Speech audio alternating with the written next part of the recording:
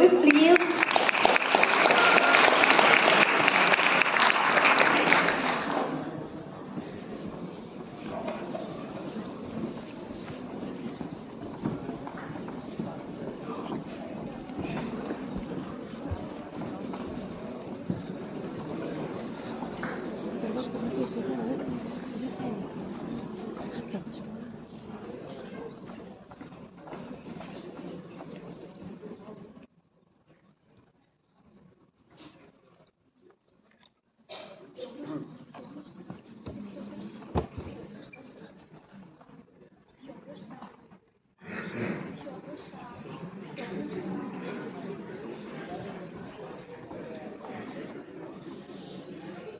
Καλησπέρα σας. Είμαστε το 8ο Γυμνάσιο Κοζάνης. Θα σας παρουσιάσουμε ένα μικρό θεατρικό για τη ζωή της Μαρή Κιουρί. 1935. Το φετινό βραβείο Νόμπελ Χημίας απονέμεται από κοινού στην Ιρέν Κιουρί και τον Φρεντερίκ Ζολιό για την ανακάλυψη της τεχνητής ραδιενέργειας. Η Ιρέν είναι κόρη των επίσης βραβευμένων Πιέρ και Μαρή Κιουρί, ενώ ο Φρεντερίκ υπήρξε μαθητής της Μαρή. Το ζευγάρι, ένα χρόνο μετά το θάνατο της Μεντάμ Κιουρί, βρήκε ξανά λόγους να χαμογελάει. Ένας πελώριος τόμος προστίθεται στα επιστημονικά συγγράμματα της βιβλιοθήκης του Ινστιτούτου Ραδίου.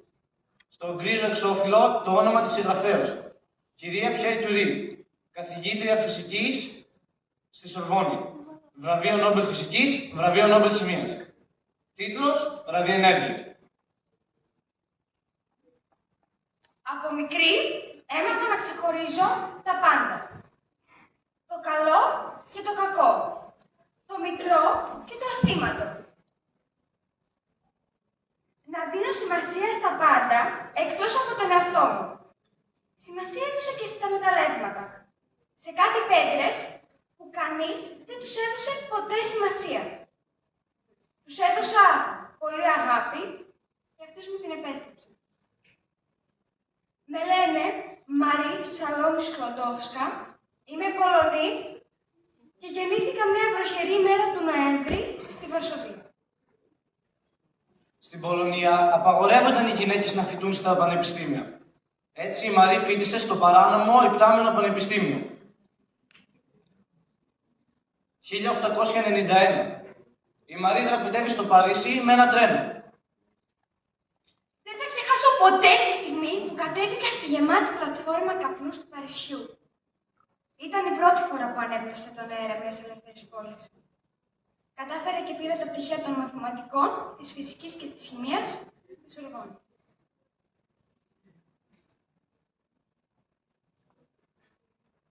Μικρή, ήμουν θυμωμένη μαζί σου, μαμά.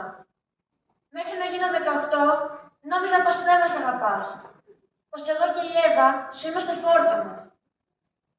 Όταν με πήρες μαζί σου στον πόλεμο και σε έζησα ως βοηθό σου, νοσηλεύτρια ακτινογράφο, στα φορτηγά νοσοκομεία με ακτίνες Χ που δώρισες στο γαλλικό στρατό, τότε σε κατάλαβα.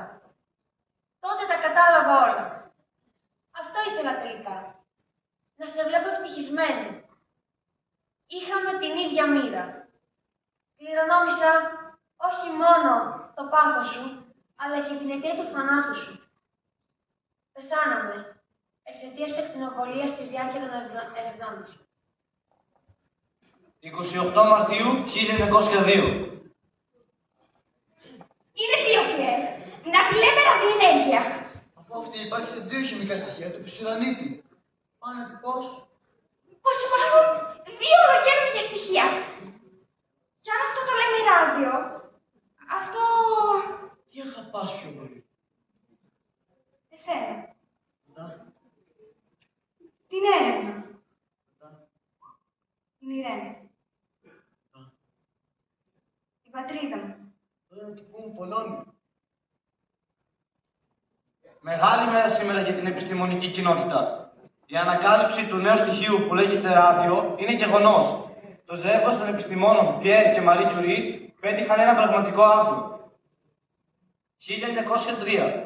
Το Νόμπελ Φυσικής απονέμεται από κοινού στους Πιέρ και Μαρή Κιουρί. Όταν ασχολείσαι με στοιχεία που είναι σχεδόν αθάνατα, διαισθάνεσαι μέχρι το πετσί σου το πεπερασμένο της ανθρώπινης ύπαρξής σου. Όταν ξέρεις πως αυτό που ασχολείσαι θα ζήσει για πολλές χιλιάδες χρόνια. Την ανακάλυψη την κάναμε μαζί, όχι μόνος μου. Αν δεν επέμενε ο Πιέρ, δεν θα έπαιρνε ποτέ το Νόμπελ. Βλέπετε, τα βραβεία δεν είναι συνηθισμένο να τα πιάνουν γυναικεία χέρια. Αμερική 1983. Νόμπελ Φυσιολογίας ή Ιατρικής. Κινητικά γενετικά στοιχεία. Μπάρμπαρα Μάκλιντοκ.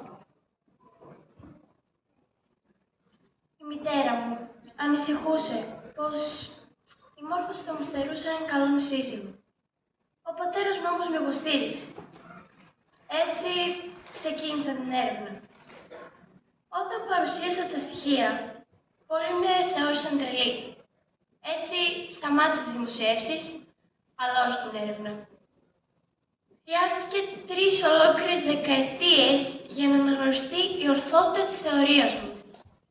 Όταν παρουσίασα τα αποτελέσματα, πολλοί με θεώρησαν τρελή.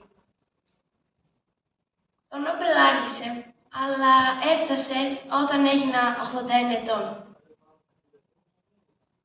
Εάν είσαι βέβαιος για την αλήθεια, συνέχισε, όσο και αν οι άλλοι αμφιβάλλουν. Αμερική 1977. Νόμπελ Φυσιολογίας ή Ιατρικής. Τεχνική ραδιοανοσοδοκιμασίας. Ρόζαλιν Γιάλο. Αγαπούσα τη φυσική και διάβαζα συνεχώς. Τίποτα δεν μου στάθηκε εμπόδιο. Ούτε η πίεση των γονιών να γίνω δασκάλα, ούτε τα οικονομικά προβλήματα. Το μοναδικό εμπόδιο των γυναικών στην επιστήμη είναι ότι κάνουν μωρά. Αλλά αυτό ήταν απλώς μία πρόκληση προς υπέρβαση. Εάν επέλεγα έναν αριθμό ή ένα γράμμα για να περιγράψω τη ζωή της Μαρί Κιουρί, θα επέλεγα τη μαθηματική σταθερά π. Π. Πατρίδα Πολωνία. Π. Πέρσι. Γνώρισε Στεφάν Μωρή. Π. Παράνομη πλέον πανεπιστήμια. Εκεί παρακολούθησε μαθήματα. Π. Προορισμός Παρίσι. Τα 24 της χρόνια μετακόμισε στο Παρίσι. Π. Στοιχείο. Πήρε στοιχείο φυσικής, χημίας και μηχανικών. Π. Παντρεύτηκε το Πιέρ Κιουρί καθηγητής φυσικής φυσικών. Π. Παιδιά, Ιρέν και Εύα. Π. Πρωτοπόρος γυναίκα, πρωτοποριακή ιδέα. Π. Παγκοσμένο την επιστήμη. Π. Ουρανίτης. Και αφήστος ότι το ρηκτό αυτό είχε ακτινοβολία περίπου 5 φορές περισσότερο από το ουράνιο. Π. Πρώτη παγκόσμια φόρμα.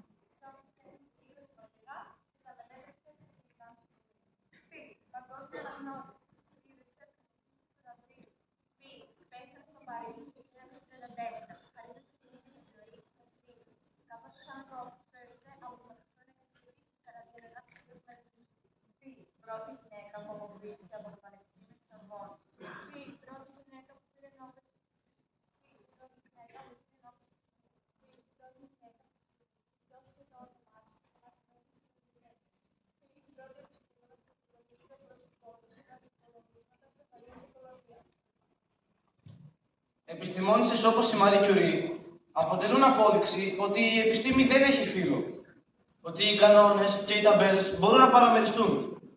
Κάθε φορά που ανακοινώνεται ένα βραβείο Νόμπελ, αξίζει να θυμόμαστε τις 66 γυναίκες που έχουν βραβευτεί. Γιατί κάθε αλλαγή στην επιστήμη είναι τελικά μια αλλαγή στη ζωή μας.